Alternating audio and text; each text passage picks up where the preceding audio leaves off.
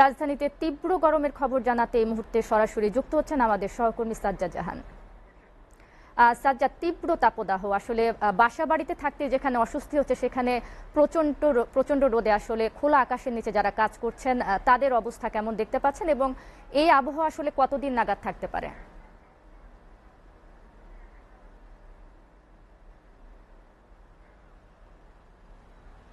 জি, ধন্যবাদ শারমিন। আপনি জানেন যে ঢাকা শহর এবং পুরো রাজধানী জুড়ে একটি তীব্র তাপদাহ বইছে, যার ফলে আবহাওয়া অফিস 3 দিনের রেড অ্যালার্ট জারি করেছে। এবং কি আমরা দেখতে পাই যে বাসাবাড়ি থেকে খেটে খাওয়া মানুষ সবাই এই তীব্র তাপদাহে অতিষ্ঠ। মানুষের জীবনে একটি বিভীষিকা বয়ে যাচ্ছে। মানুষ কর্মের তাগিদে বাহিরে আসছেন, তারপরও তারা না এসে পারছেন না। কিন্তু খেটে খাওয়া মানুষদের জন্য এই তাপদাহ একটি চরম আকার ধারণ করেছে। আমরা দেখতে পাই যে এইবারের এই তীব্র তাপদাহে অনেক মানুষ অসুস্থ হয়ে হাসপাতালে ভর্তি হচ্ছেন। বিশেষ করে শিশুরা বেশি আক্রান্ত হচ্ছেন, ডায়রিয়া, কলেরা সহ নানা রকম রোগে আক্রান্ত হচ্ছেন।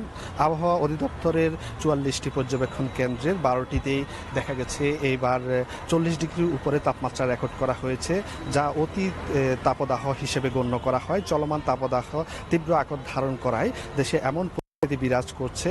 বাতাসে জলীয় বাষ্পের আধিক্যতা থাকায় অস্বস্তি বেশি ফিল করছেন মানুষ।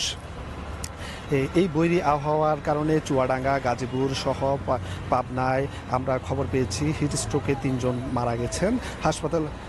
হাসপাতালগুলোতে অসুস্থ রোগীর সংখ্যা যেমন দিন দিনে বাড়ছে, এমন পরিস্থিতিতে শিক্ষা প্রতিষ্ঠানগুলোও বন্ধ করার সিদ্ধান্ত নিয়েছে সরকার। শিক্ষা প্রতিষ্ঠান বন্ধ থাকার কারণে ঈদের ছুটির ফলে যে শিক্ষা প্রতিষ্ঠানের কর্মসূচি শুরু হওয়ার কথা ছিল তা আবার পিছিয়ে গেল। তবে সার্বিক পরিস্থিতি অনুসারে বয়স্ক ও শিশুদের ঘরে থাকার পরামর্শ দিচ্ছে আবহাওয়া অধিদপ্তর ও বিশেষজ্ঞরা। ঢাকা শহর সহ সারা দেশে যে তীব্র তাপদাহ বইছে, এর জন্য মানুষকে বেশি পরিমাণ পানি, তরল জাতীয় খাবার খাওয়ার পরামর্শ দিয়ে আসছেন তারা। এ ছিল আমার কাছে সর্বশেষ পরিস্থিতি।